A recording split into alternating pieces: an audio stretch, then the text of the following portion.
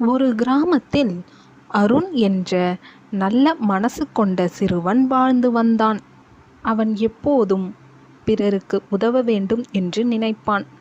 ஒரு நாள் பள்ளிக்கு போகும் வழியில் ஒரு பாட்டி கனமான பழக்கூடையை தூக்கிக் கொண்டு கஷ்டப்பட்டு கொண்டிருந்தார். அருண் உடனே ஓடிச் சென்றான். பாட்டி, நான் உதவட்டுமா என்று கேட்டான். பாட்டி ரொம்ப நன்றிப்பா என்று சொன்னார். அருண் அந்த மூட்டையை தூக்கிக் கொண்டு பாட்டியின் வீட்டுக்கு சென்றான். பாட்டி மகிழ்ச்சியுடன் அருணுக்கு பழங்களையும் ஆசீர்வாதத்தையும் கொடுத்தார். அதை பார்த்த கிராம மக்கள், அருண் மாதிரி குழந்தைகள்தான் சமுதாயத்தின் பெருமை என்று பாராட்டினர்.